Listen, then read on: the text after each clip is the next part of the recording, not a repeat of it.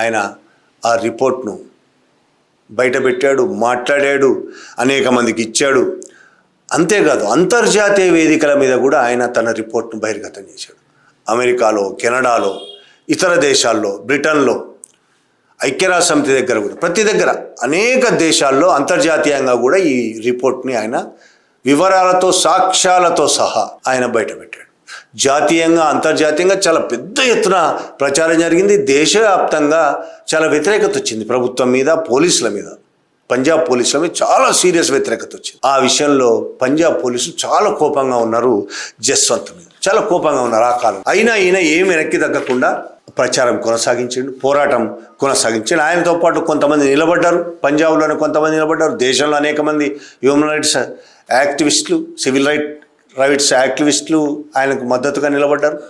ఆ విధంగా ఆయన పోరాటం కొనసాగించాడు. ఆయన రిపోర్ట్లో శ్మశానాన్ని తీసుకెళ్ళి శ్మశానంలో ఏం రాయిస్తారు వాళ్ళు?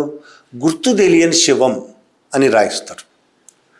గుర్తు తెలియని శవంగా వాళ్ళు ఈయన అమృత్సర్, మజీతా, తారన్ ఈ 3 చోట్ల శ్మశాన రికార్డులు మొత్తం పరిశీలిస్తే దాదాపు 8 నుంచి 10 ఏళ్ల మధ్యలో పరిశీలించి ఎవరెవరు అదృశ్యమయ్యారో వాళ్ళ పేర్లు, వాళ్ళ ఫోటోలు, ఆ శ్మశానాల్లో కాల్చిన వాళ్ళ వివరాలు మొత్తం పోల్చుకొని చూసి దాంతోనే ఆయన దాదాపు 2000 మంది కంటే ఎక్కువగా ఈ విధంగా గుర్తించలేని శవాలను గుర్తించలేదు అని చెప్పి పోలీసులు చెప్పి శ్మశాన వాటికల్లో వాళ్లకు రిపోర్ట్ ఆ విధంగానే రాయించి, పోలీస్ స్టేషన్లో కూడా గుర్తించని శవము అని రాయించి, అంటే ఎవరో చనిపోయారు, ఎక్కడో చెరువులో పడి చనిపోయారు, ఇంకో రకంగా చనిపోయాడు, ఆ ఎవరికి వాళ్లకు తెలిసిన వాళ్ళు ఎవరు లేరు అని చెప్పి గుర్తించని శవంగా కాల్చేసి ఆ విధంగా మాయం చేశారు అని ఈయన ఒక్కొక్క అమృత్సర్లో, తారన్లో, మజీతా ఇట్లా అనేక పట్టణాల్లో, అనేక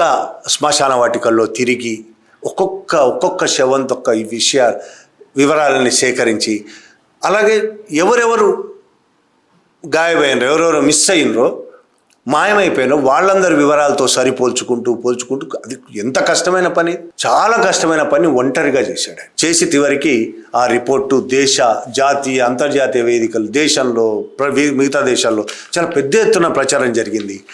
చాలా పెద్ద ఎత్తున పోరాటం ఆయన పోరాడాడు. దేశంలో ప్రజలు కూడా పోలీసులకు వ్యతిరేకంగా చాలా సీరియస్గానే పోరాటానికి దిగారు.